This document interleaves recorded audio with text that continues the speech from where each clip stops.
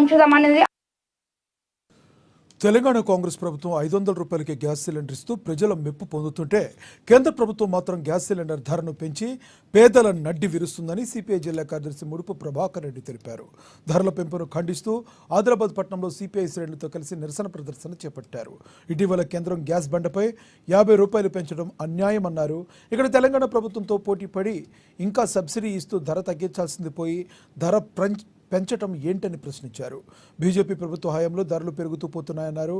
వెంటనే పెంచిన ధరలు తగ్గించాలని ఆయన డిమాండ్ చేశారు.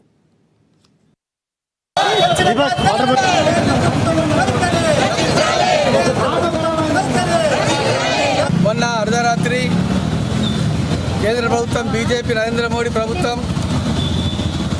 ఒకేసారి గ్యాస్ ధరల్ని 50 రూపాయలకు పెంచడం ఇది దేశ చరిత్రలోనే మొదటిసారి.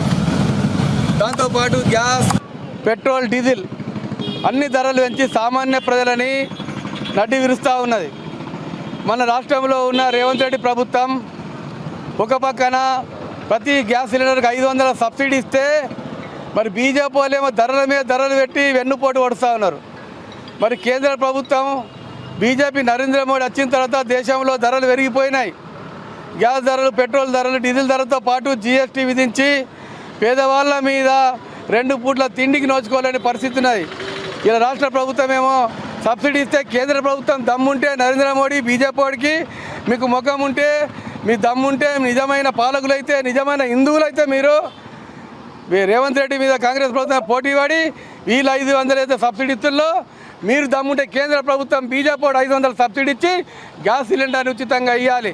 ఇలా ఉచితంగా ఇవ్వాల్సింది పోయి ఇంకా 50 రూపాయలు ఒక సిలిండర్ మీద పెంచి సిగ్గు లేకుండా ఇవాళ బీజేపీ వాడు ఇవాళ దేశ ప్రజలను అవమానపరుస్తున్నాడు. మహిళలకు కంటికి నీళ్ళు వచ్చే విధంగా చేస్తూ ఉన్నాడు. ఇవాళ రాష్ట్రంలో కరెంటు ఉచితంగా ఉన్నాయి, గ్యాసు 500 రూపాయల సబ్సిడీ ఉన్నది, ఇంకా బస్సు మహిళలకు ఫ్రీ ఉన్నది. కేంద్ర ప్రభుత్వం నిధులన్నీ గుజరాత్ వాళ్ళకు ఉత్తర భారతదేశానికే పెడతారు. మన సౌత్ ఇండియా అంటే హైదరాబాద్, కేరళ, మద్రాస్, ఇక్కడ ఉన్న గోవా, ఈ ప్రాంతాల్లో మన రాష్ట్రాలకు కర్ణాటక కానీ 1 రూపాయి కేంద్ర పేద రైతు కుటుంబం నుంచి